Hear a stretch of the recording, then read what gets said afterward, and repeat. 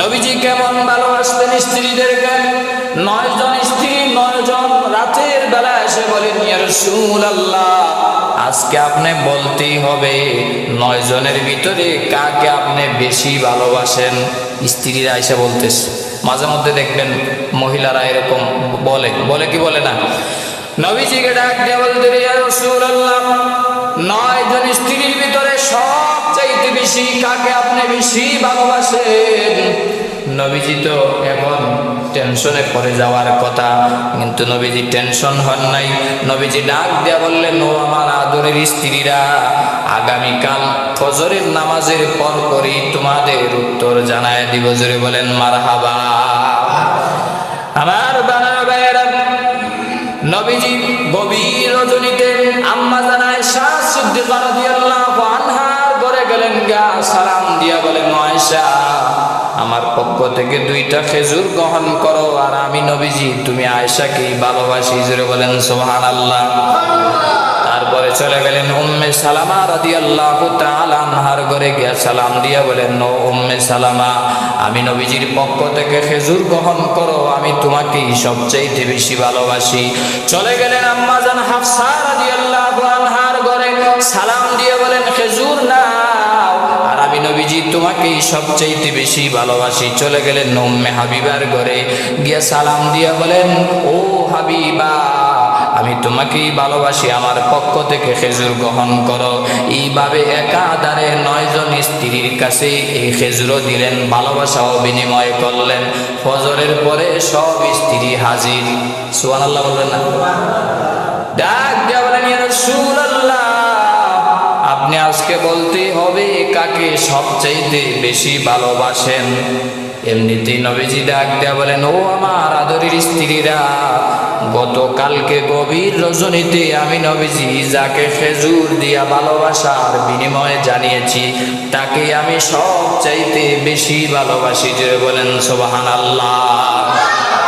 রসূল আমার ভালোবাসা, রসূল আমার আলো আশা, রসূল আমার প্রেম বিরহের মূল আলোচনা, রসূল আমার কাজে কর্মে অনুপ্রেরণা।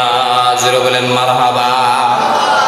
আমার বানারা ভাইরা, আজ তো নিজের স্ত্রীকে ভালোবাসে না, ভালোবাসে পরের স্ত্রীরে। আছে না নাই? কথা বলে আছে না নাই? বাবির সুন্দর শাড়ি দিকা ডাক দিয়া বলে, ভাবি আপনার শাড়িটা কিন্তু খুব মানাইছে। আছে না নাই? আরো জোরে বলেন আছে না নাই? কেন আপনি পাশের বাসার আন্টিকে গিয়ে আপনি স্বাগতম জানান? ভালোবাসার বিনিময় যদি করতে হয়, নিজের স্ত্রীকে ভালোবাসা বিনিময় করেন, সওয়াব আছে না নাই? একে অপরের দিকে তাকায়া মুস্কি হাসি দিলেও আল্লাহ সাদাকা করার সওয়াব আমল নামায় দিয়ে দিবে। সুবহানাল্লাহ। নবীজি ডাক দিয়া বলেন, রে মায়ের উম্মতেরা, স্বামী স্ত্রী একে অপরকে মহব্বত করে যখন হাত লাগায়, দুনো হাতের ভিতর দিয়ে আল্লাহ সারা বডির যত সগীরা গুনাহ আছে সাথে সাথে আল্লাহ মাফ করে দেন। সুবহানাল্লাহ। হ্যাঁ, সুবহানাল্লাহ ঠিকই বলছেন, কিন্তু প্রশংসা করার সময় পরের স্ত্রী না নিজের স্ত্রী? কথা কয় না? প্রশংসা করার নিজের স্ত্রী না পরের স্ত্রী? নিজের স্ত্রীকে প্রশংসা করবেন, তাহলে মহব্বত বাড়ায় দিবে কে? আরো জোরে বলেন কে? আমার বানারা ভাইয়েরা, এই জন্য বলতেছিলাম সমাজ আজ নষ্ট হয়ে যাচ্ছে। আজকে আমরা ইসলাম থেকে দূরে সরে যাওয়ার কারণে, নবীজির আদর্শ থেকে দূরে সরে যাওয়ার কারণে আজ এত অধঃপতন হচ্ছে। পর নারীর দিকে মানুষ লিপ্ত হচ্ছে বেশি, মাইল হচ্ছে, আকৃষ্ট হচ্ছে বেশি। অথচ তোমার যে স্ত্রী, পরের স্ত্রী কখনো তোমার সুখে দুঃখে কাজে আসবে না, কাছে আসবে না। অসুস্থ হলে কখনো পরের স্ত্রী তোমাকে আইসা সেবা করবে না।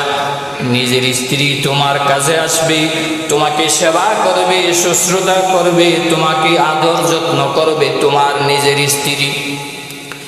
শুধু তাই নয়, তোমার শরীরের অর্ধেক অর্ধাঙ্গিনী তোমার স্ত্রী, তোমার শরীরের একটা অংশ, তোমার দেহের একটা অংশ, তোমার ভালোবাসার একটা অংশ, তোমার জীবনের একটা অংশ, তোমার সন্তানের মা এবং তোমার স্ত্রী, দুনিয়া এবং জান্নাতের সাথী, তোমার সুখের দিনেরও সাথী, দুঃখের দিনের সাথীও তোমার স্ত্রী। এই জন্য পরের নারীকে ভালোবাসা দরকার না নিজের স্ত্রীকে ভালোবাসা দরকার? কথা বলেন। এই জন্য আমার বানার ভাইয়েরা, সমাজ আজ রসাতলে চলে যাচ্ছে।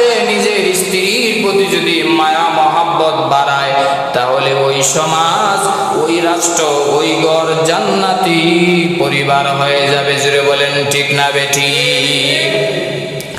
আমার বানার ভাইয়েরা, স্বামীর প্রতি অধিকার আছে। মাইকের আওয়াজ শুনে মহিলারা অনেক খুশি। শুধু মহিলারা খুশি হইলেই হবে না, স্বামীর অধিকার আছে না নাই? আরো জোরে বলেন আছে না নাই? আমার বানারা ভাইয়েরা, নবীজি ডাক দিয়া বলেন, রে পৃথিবীর মানুষেরা, দুনিয়াতে মানুষ মানুষকে সেজদা করা হারাম। যদি মানুষ মানুষকে সেজদা করত, তাহলে আমি স্বামী অর্ডার দিতাম প্রত্যেক স্ত্রী যেন তার নিজের স্বামীর পায়ে সেজদা দেয়। জোরে বলেন সুবহানাল্লাহ। নবীজি আরো বলেছেন, একজন সাহাবিয়া মহিলা গিয়া বলেন, ইয়া রাসূলুল্লাহ, আমার স্বামীর খেদমত কিভাবে আমি করতে পারি, আমার স্বামীর সেবা কিভাবে আমি করতে পারি? ও সাহাবিয়া, নবীজি ডাক দিয়া বলেন, ও মহিলা সাহাবিয়া, তোমার স্বামীর হক তোমার প্রতি এতই বেশি, এতই বেশি। তোমার স্বামীর যদি মাথা থেকে পা পর্যন্ত, তোমার স্বামীর যদি বুকে যদি আচ্ছন্ন করে তাকে আর জিহ্বা দিয়া যদি মাথা থেকে পা পর্যন্ত সমস্ত বুক যদি চাইটা তুমি শেষ করো, তারপরেও তোমার স্বামীর অধিকার, স্বামীর হক তুমি আদায় করতে পারবা না। সুবহানাল্লাহ। কারণ রিস্কাওয়ালা, ঠেলাওয়ালা, ভ্যানওয়ালা, দিন মজুর মানুষ, দিনে রাতে এবং শীতকালে গরমকালে কষ্ট আছে না নাই? স্বামী অনেক কষ্ট করে, অনেক কষ্ট করে যখন ঘরে আসি, তখন স্বামীর সাথে হাসি মুখে কথা বলতে হবে, খরকুজ মিজাজে কথা বলা যাবে না। যদি কথা বলো, নবীজি বলেন, তোমার স্বামী যদি নারাজ থাকে, তাহলে আল্লাহ তৈরি জান্নাত তোমার জন্য রিজার্ভ হবে না। জোরে বলেন ঠিক না বেঠিক? নবীজি বলেন, স্বামী যদি স্ত্রীর উপর রাজি এবং খুশি থাকে, স্ত্রী যদি স্বামী কথা বলে আমার স্বামী ভালো ছিল, স্ত্রী যদি বলে আমার স্বামী ভালো ছিল, স্বামী যদি বলে আমার স্ত্রী ভালো ছিল, তাহলে আল্লাহ বলেন ওই স্বামী স্ত্রী উভয় আল্লাহর তৈরি জান্নাতে প্রবেশ করবে। সুবহানাল্লাহ। শুধু তাই নয়, এই নারী সমাজ, নবীজি কত সম্মান দিলেন নারী যখন মা হয়ে যায়। কারণ নারীরা হলো মায়ের জাতি। কিসের জাতি? নারীরা হলো মায়ের জাতি। নবীজির কাছে সাহাবী গিয়া বলেন, ইয়া রাসূলুল্লাহ, খেদমত করব কার?